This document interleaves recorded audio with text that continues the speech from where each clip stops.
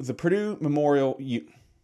the Purdue Memorial Union unveiled a $47 million renovation and facelift to the Purdue Memorial Union just a couple of years ago. And one of the things that they did is they changed the ground floor into this kind of open concept dining area. Think modern dining hall, these things that you see in large urban areas where there's a bunch of different chef-run kitchens throughout the one area, as opposed to the old school dining hall that you would see at a college where you'd go through the buffet line.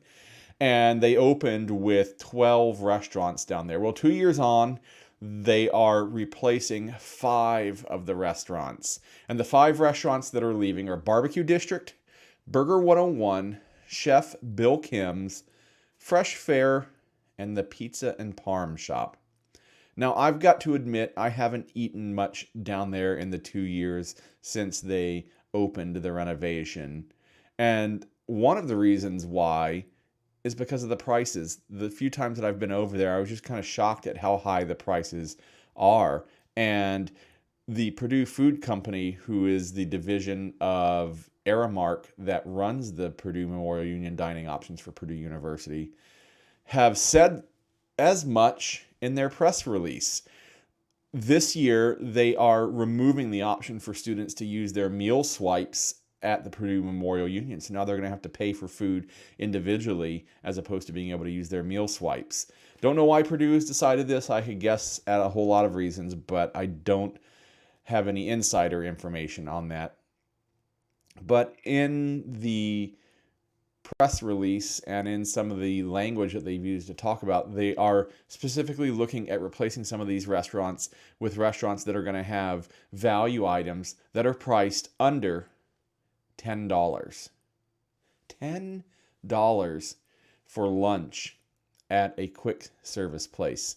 Now, I know I'm old and I remember the day when you could get, a cheapo fast food meal at the drive-thru for less than $5. You really struggle to do that now. I get it. Food prices are up, but $10 just always kind of felt like a lot down there. So they are working on getting these value offerings. But that means there's going to be an offering or two that are under $10, but most of the menu is going to be $10 or over. So it's going to be interesting to see how this fares. I always kind of had questions about how long that this particular concept down there could work. Now, the flexibility that the various stalls give them means that if something doesn't work, they can pull one out and put something in, as opposed to having to change out the entire floor of restaurants. But we'll see how it goes. They've announced the restaurants that will be available this year, and I'm going to butcher some of these names, so forgive me, but stick with me. Atish. It's going to be a halal contemporary kitchen, which this is one of the things that I thought was really cool about the whole concept down there, is that they're able to offer food and cuisine beyond the normal fast food, because as we know, the Purdue University campus is a very diverse collection of people from around the world, from cultures that have foods nothing like we have here. And so they've tried to introduce some of that. I can't speak to how authentic some of the food is down there, whether it meets the criteria to be good or not, but I'm going to go with at least they're trying. So they're going to have chicken tikka, beef shish kebab, falafel, or lamb and beef shawarma down there. It sounds tasty to me. If they can deliver on the flavors, then I'll give it a whirl. The pizza place is going to be called Any Way You Slice It. They're going to offer pizza by the slice and, of course, calzones and breadsticks. They're also going to have breakfast pizza and cinnamon rolls. Now, I got to say, the Purdue Memorial Union, in my estimation, does not have a great history of having good pizza. Maybe this will be better. I hope so. The third new restaurant down there, Burgers Plus Fries. This is a build-your-own model, so you can customize your own meal, Subway style, I suppose.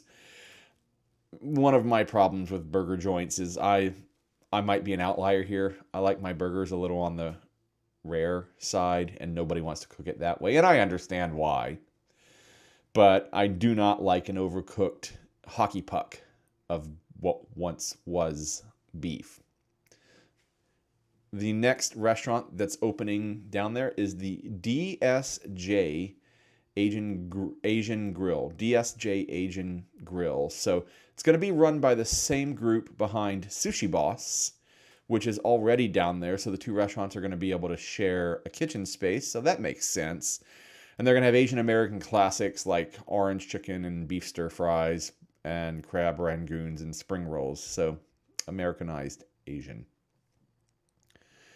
Food Lab is going to be the next one that's going to open down there, and they're going to have a variety of foods they're going to change because it's in the name. It's a food lab. So in the fall semester, they're going to have a Mexican style menu with burritos, tacos, and bowls. Rose Market is going to be a market style grocery store. It was a market style grocery store that was opened in downtown Lafayette in 2021. They have all sorts of specialty items like gluten-free baked goods, dairy-free, and other gluten-free flavors. So they're going to be bringing in some local businesses and local flavors, and this is something they touted when they announced this 2 years ago. So it's good to see that they're still trying to do this, and it's not just turning into a bunch of Aramark run stands where you get your pizza over here and your burgers over here. They are trying to get some local in there. We'll see how it goes. Tenders, Love, and Chicken. It's going to be fast food style chicken, and we know that's all the rage right now. There are 29 different chicken restaurants open or opening here in the Lafayette area. They're clearly opening for a reason. People want the chicken, they like the chicken, they want to eat it, so they're bringing in this concept to the Purdue Memorial Union. And then I believe that is all of the new restaurants that are opening. Let's see here. I think the list beyond that, 5 have been replaced. So Atish, any way you slice it, Burgers and Fries, DSJ, Food Lab. Also down there, existing already is Zen. It's a build-your-own poke rice bowl. Then there's the Requisite Starbucks. Everybody knows what that is. I'm not a coffee fan, so I probably shouldn't comment, but I don't quite understand why people wait in the lines that they do out there. There are so many other options for Starbucks, for coffee. And then Sushi Boss is staying. Like I said, it's going to share its grill. It's going to share its kitchen, rather, with the DSJ Asian Grill. And Sushi Boss, it's right the name. They're going to have sushi rolls, or you can make it as a rice bowl. And then finally, and the one that's kind of made the most sense to me and is staying is Walk-On's Sports Bar, is what I've always called it. Here they're calling it Walk-On's Sports Bistro, and it's a Cajun-inspired restaurant and franchise that is owned by Drew Brees and his business partners. And it's a sit-down experience down there. Doesn't surprise me that that's sticking around. So 2 years on, they're changing some restaurant concepts down there. You can take that as a sign of good news or bad news. I think that the concept always allowed for restaurants that were going to come and go. It sounds like maybe they're going to have a few more that are institutional as opposed to local business, but they haven't abandoned the concept altogether. So go give it a try. I believe that they are all open now. And if they're not, they will be open soon. So the Purdue Memorial Union, 5 new food concepts.